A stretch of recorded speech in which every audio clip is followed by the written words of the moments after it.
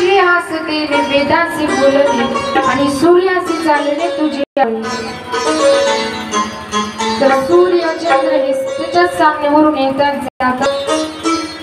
तर भगवान परमात्म्याने बघितलं ब्रह्मदेवाने तर सर्व ग्वालपालांचे रूप त्यांनी धारण केले, वासरांचे गायींचे रूप त्यांनी धारण केले। तर का धारण केले याच्या मागे सुद्धा कारण आहे की सर्व गवळणींना ग्वालपालांना वाटायचं की आमचे जे गायी आहेत किंवा आमचे जे मुलं आहेत तर हे भगवान श्रीकृष्णासारखे असावेत।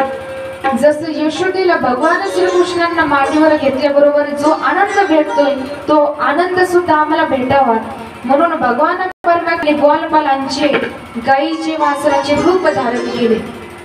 आणि मग 1 वर्षानंतर ब्रह्मदेव बघायला आले। हे सर्व दृश्य बघितलं मग ब्रह्मदेवाला कळलं की आपण यांची परीक्षा घेऊन चूक केली। आणि मग भगवान परमात्मा 1 वर्षानंतर सत्य लोकामध्ये गेले, ब्रह्मदेवाचं रूप धारण केलं।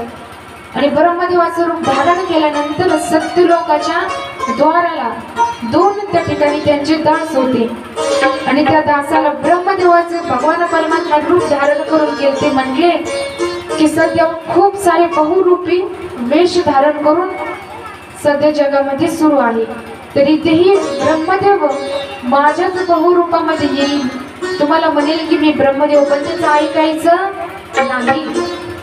आणि असं म्हणून भगवान परमात्मा आतमध्ये गेले, ग्वालपालांना सोडवलं आणि मग खरी खोटचे ब्रह्मदेव आले।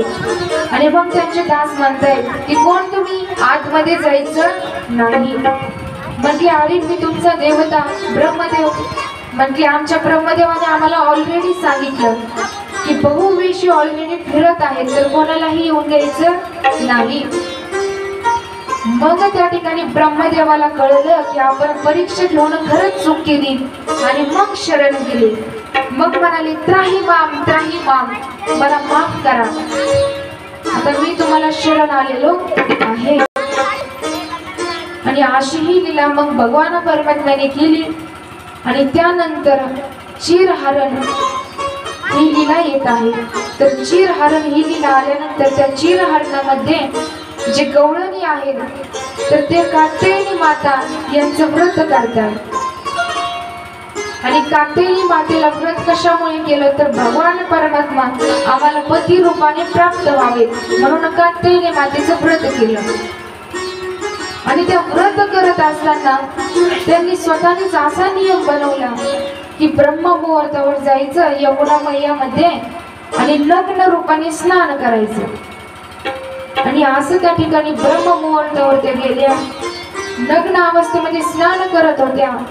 यमुना मैयाच्या काठ्यांचे वस्त्र ठेवलेले होते आणि वस्त्र ठेवलेले असताना मग भगवान परमात्मा म्हटले की हे व्रत तर करत आहे पण चुकीचं व्रत करत आहे, कारण नग्न अवस्थेमध्ये कधीच आंघोळ करायची नसते आणि स्त्रीने तर बिलकुल नग्न अवस्थेमध्ये स्नान करायचं नसतं। आणि भगवान परमात्मा म्हणतायत की हे चुकीचं व्रत करतायत म्हणून यांना मी उपदेश करणार आहे। आणि म्हणून भगवान परमात्मा त्यांचे वस्त्र घेतले आणि जवळच असलेल्या एका झाडावरती चढले आणि त्या झाडावरती गेल्यानंतर ते वस्त्र टांगले आणि त्याच ठिकाणी बसले। मग गवळणी बाहेर आल्या, वस्त्र बघतात, वस्त्र दिसत नाहीत। मग गवळणीने इकडे तिकडे बघता लगेच कानाकडे नजर गेली, म्हटल्या काना आमचे वस्त्र वापस कर, आम्हाला घरी जायचं आहे।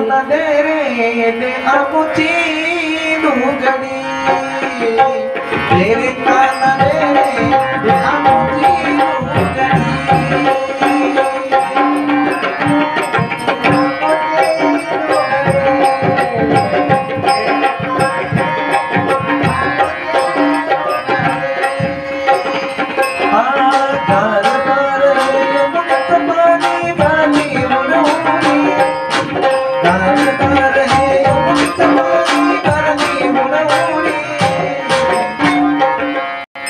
कान दे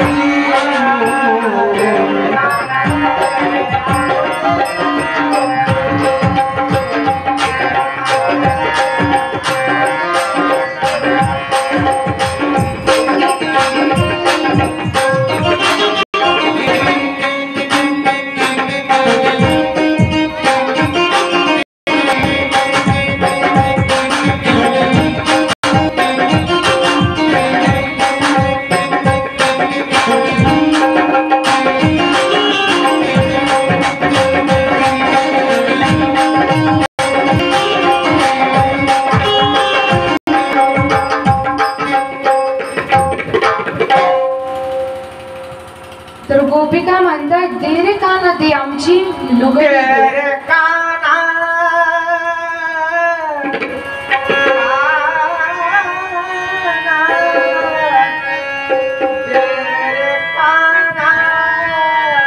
तेरे